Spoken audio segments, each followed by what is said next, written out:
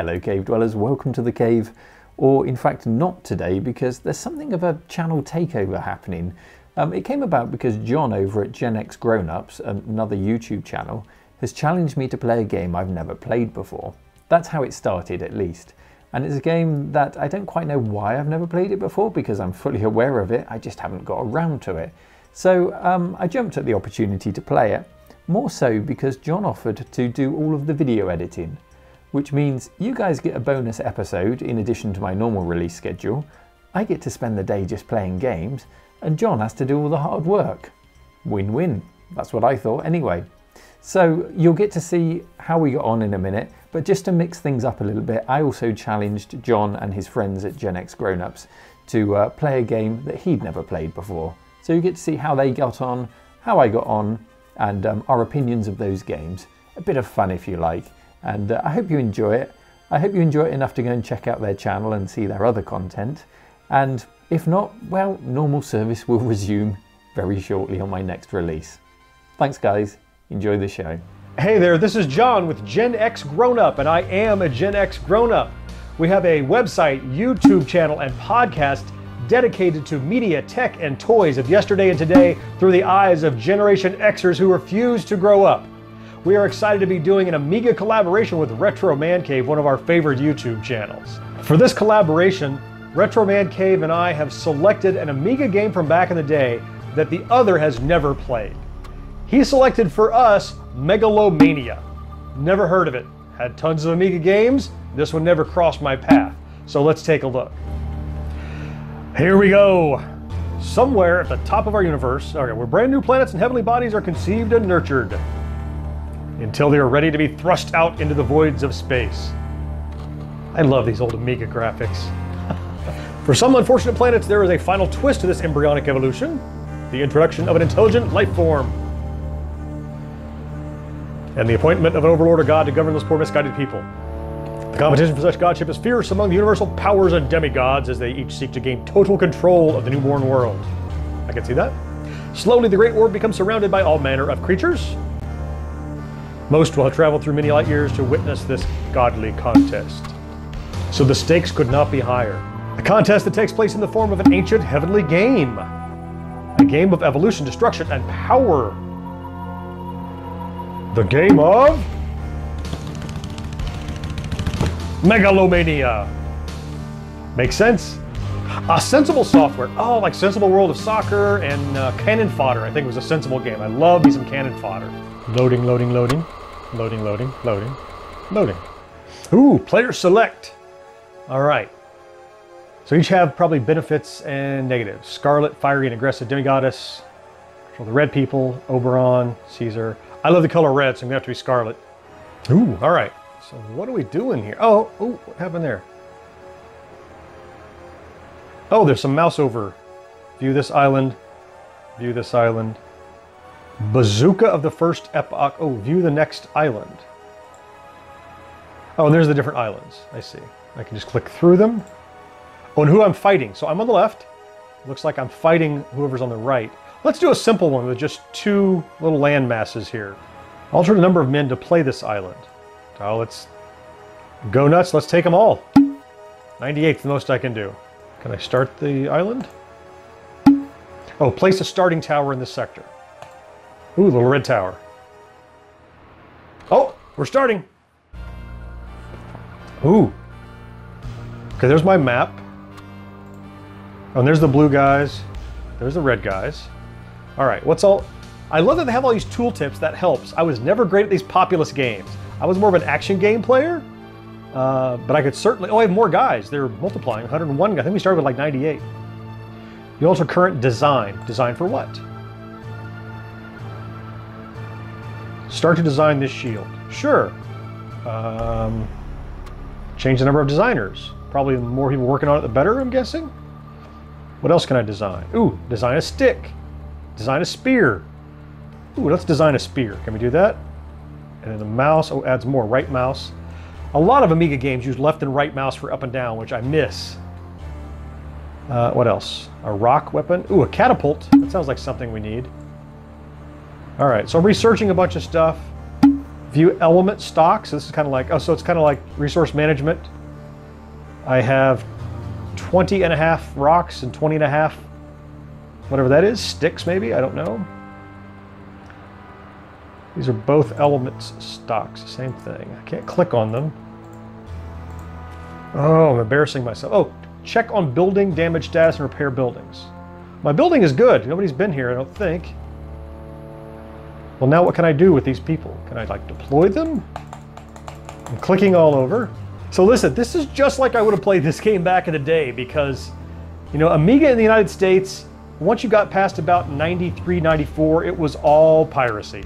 Nobody was selling Amiga games. So whatever we could get off of our 1200 baud modem from BBS's was what we played, and there was no manual.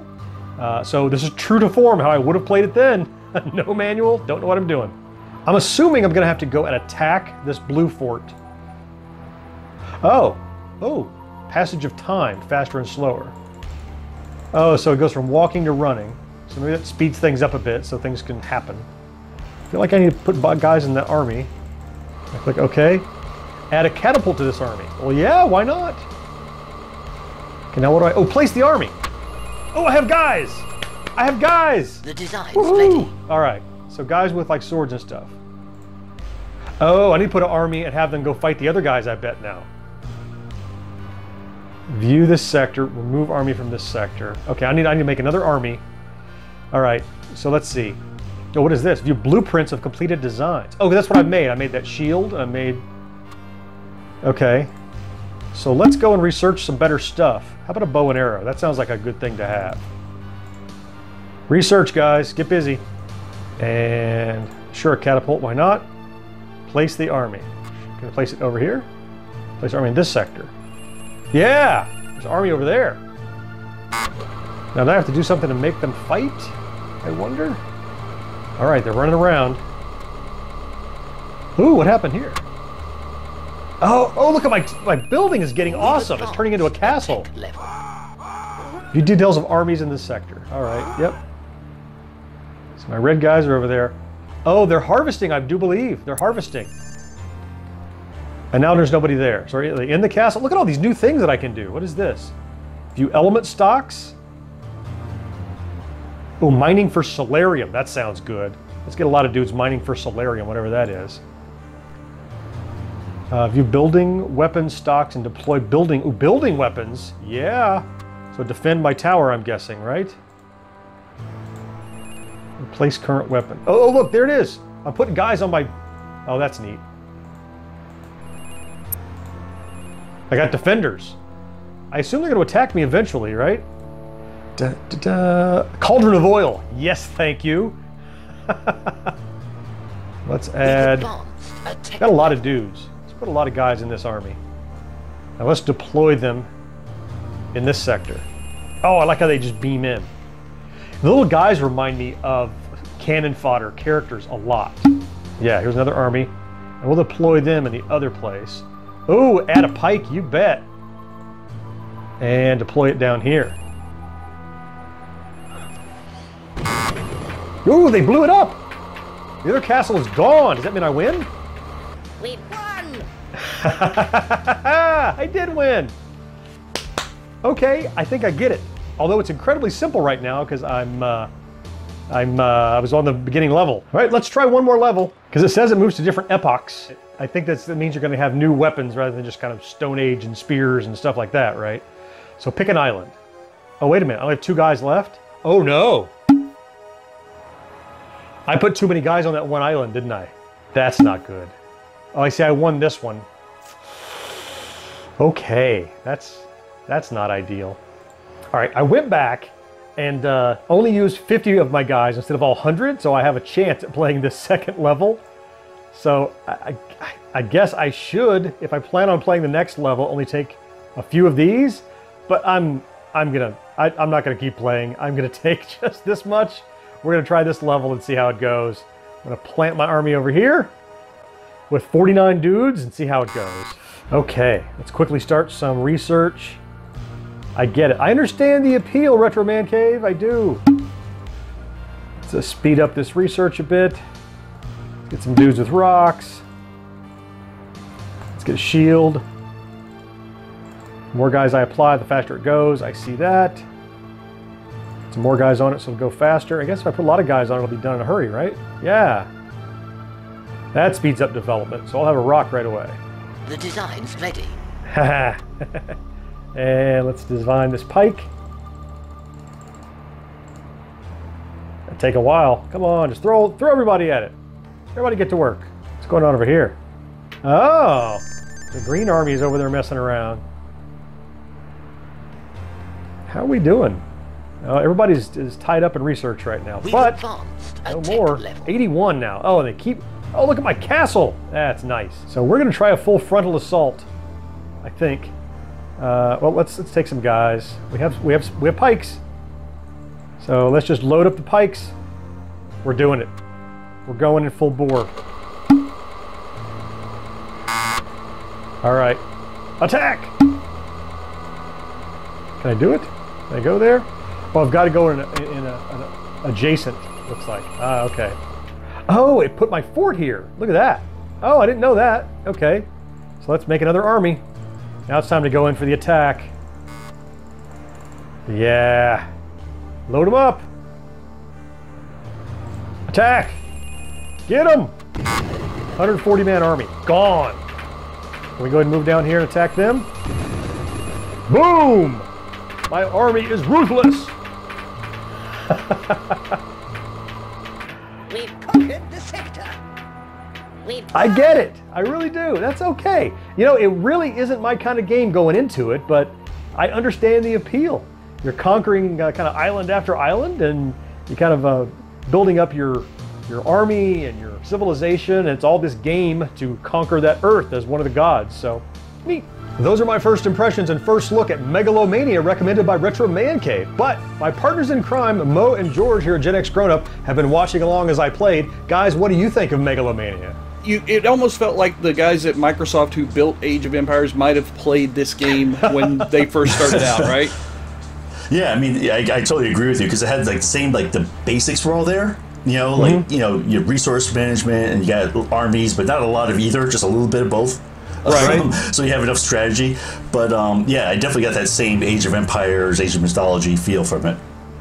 So you saw me struggle a little bit with the user interface and understanding what to do. Mo, what did you think of how the user interface was laid out and kind of the playability? Yeah, I'm trying to be fair. I mean, thinking when the game came out to now, you know, it's almost like you can't really compare them anymore, because you know, back in the day, that game probably had a booklet of some sort.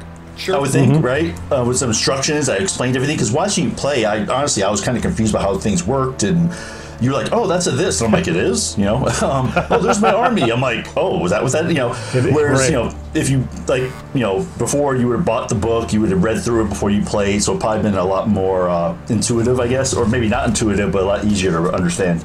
We didn't even have a lot of the manuals for games we got in the 90s for the Amiga, because we had to download most of these games. Sure. We didn't have them in stores here because Amiga was essentially dead in America. It was like the third bastard cousin, you know? It just wasn't around. Yeah, I really wasn't into real-time strategies, and I never, of course, played Megalomania, but after having gone through a couple of pieces, I think I'll go back and play some more of it. I only scratched the surface in the first epoch, you know? What about you guys? I definitely am. I mean, I really enjoy Age of Empires and Age of Mythology, as you can tell. My wife is huge into those games. She's completed them all. I'm probably going to set up the emulator for her so that she can see if she enjoys this game. I don't know if I could say I would play it a lot, but I definitely want to play it just to kind of, I don't know, it's almost like for nostalgia. Get your hands on it. Yeah, sure. You know, just kind of get that feeling of how the games used to be. And, you know, at the time, it was like, this is the best we can do. Right. You know? All right, it's our turn. We played Megalomania, the Retro Man Cave recommended for us, and now it's time to recommend a game for him. George, what do we pick? We picked Fury of the Furries. Yes. What a name. Yeah. We played a ton of Fury of the Furries back in the day. Absolutely. So the first thing that grabbed me about Fury of the Furries was when I first saw it, is 5 discs. 3.5 inch, 880K discs. 3.5? 3.5, yeah. 3.5 inch, Holy cow. 880K. Yep. Turns out the first disc is nothing but an intro, and it's 4 level discs. But after I got into it, there was tons of cool gameplay there. Yeah. And, you know, some of the intros and demos were some of the best parts of some of those games back then. The whole concept of Fury of the Furries, you're 4 little balls of fuzz, and it's your job to figure out which of these different ability balls of fuzz to use to make your way through these varied levels. Sometimes you use the one that can swing from vines, sometimes the one that can swim, sometimes the one that can throw fireballs. They all have different powers, and pure action through and through. That's what I always loved on the Amiga. So, Retro Man Cave, let's see how you do. Okay, I've got my coffee, and we're firing up a genuine version of Fury of the Furries on the CD32. The CD32 we were working on the channel last week, so I thought this was a great opportunity to put it to use and give myself some game time. So let's give it a go. I did try to read the story on the back here, but the font on that is definitely a young man's game. So I'm hoping the intro here will actually give us some insight into what's happening, and I make no excuses for the massive headphones. Mind match? Let's see what we've got going on.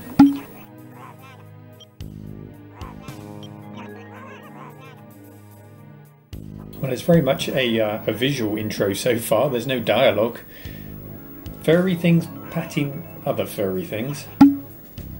This guy is going off on a journey somewhere. Okay. Evil guy, tied up guy, and some kind of princess that looks like saving.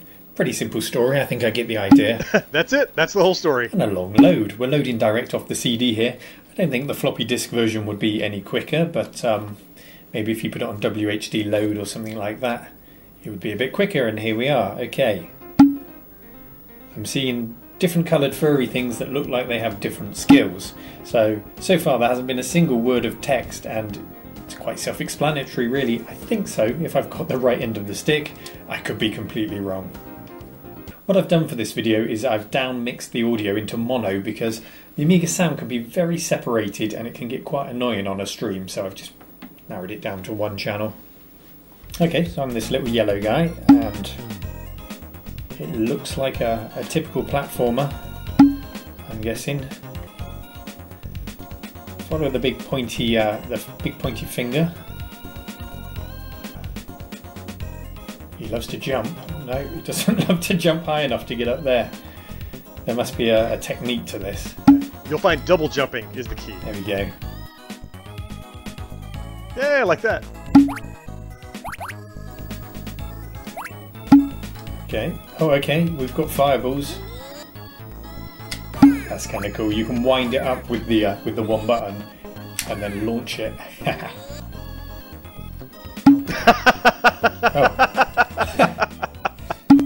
Oh, surely not. So the shoulder button there, I pressed it, and lemming style, he just exploded, and I'm getting this what looks like a game over screen or a loss of life screen. Okay, remember not to press that button. There must be a use for it somewhere, but fingers away from the left shoulder. Okay, yeah, you might have to kill your furry if you ever get stuck someplace that you don't have the right ability. So this control scheme, you know, I think there must be an art to mastering it, and to be able to get the best out of the game, to actually have to master it. Now we've got a Sonic-style roller coaster run here. Doesn't quite have the speed of Sonic. And I've missed the lift. Look out, look out, look out!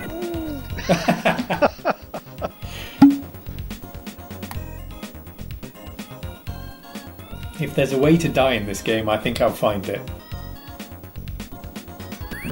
Oh, look at that. Secret room. Every game has a secret room. Every platform game, at least. Let's get all those lovely coins. There's something gratifying about collecting coins, isn't there? And I seem to have changed into the green thing. Furry thing. Whatever they might be called. I'm stuck down here. Oh, he's got a different skill. That's cool. I prefer this guy.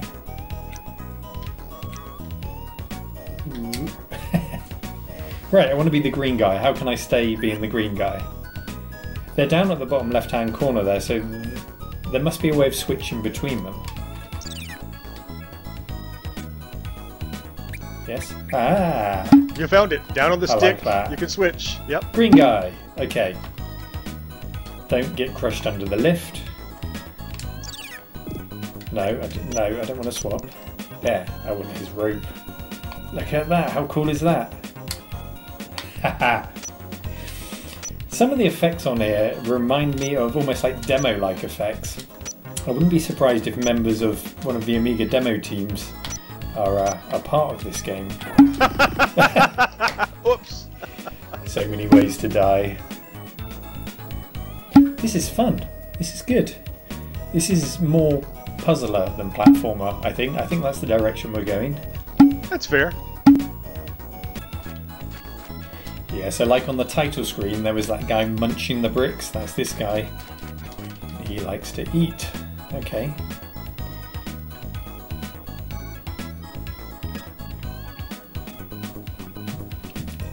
The music's really nice on this, and it's music that I recognise because, let's kill him, I have used it in some of my videos. I know it very well, but quite why it's taken me so long to actually play the game, being a fan of the soundtrack, I don't know.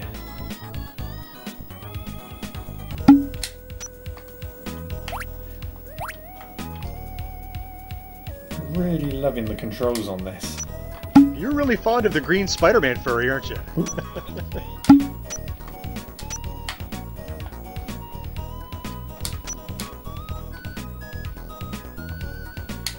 There we go, that was a bit easier than the last one. Let's do one more, as I'm enjoying it this much.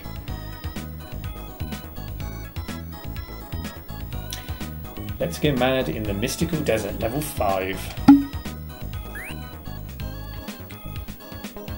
you reckon we can jump that? Yes. Let's see if we can dig through. Oh no, the timer's going to run out. Did we make it? We had 0 seconds left on the clock. Ah, come on. On reflection then, Fury of the Furries was an excellent game. I actually came down with a cold the day after filming that segment, so I took my CD32 home and spent the whole weekend playing it amongst other games, and it was Fury of the Furries that I kept going back to. Once I got out of that first zone and into some other levels, the colour palette changed and it did get a lot more variety as I worked through the game. I also found that you really had to make the most of the skills of the different things, is that what they're called? The furry creatures, whatever they're called, to get through the more puzzly elements of the game. It was a nice balance of action and puzzle, and on the whole I think it was a great recommendation. Thank you, John. My game's certainly more accessible than your game. Megalomania, especially if you don't have the instructions like you said, takes a bit of work to get into, but it does reward you as you go through the game, and I found the same with Fury of the Furries. It was rewarding the harder it got and the more you worked through the game without being impossible. So I definitely recommend it to anyone who wants to give Fury of the Furries a go. As John's recommended it to me, I recommend it to you. Go and grab a copy and give it a go. Well, that was a lot of fun. I certainly enjoyed my day of playing video games, and thank you to John for all your hard work in editing together the video. If you enjoyed it, then check out GenXGrownUp's channel and have a look through their content. They've got some great stuff out there, and I think they're greatly underappreciated, so go and subscribe and enjoy them. If you didn't, well, nobody's really lost out. Thanks to John's efforts, this is just a bonus video in addition to my normal releases, and you'll get a regular RMC video very soon. As always, thank you for watching, and take care.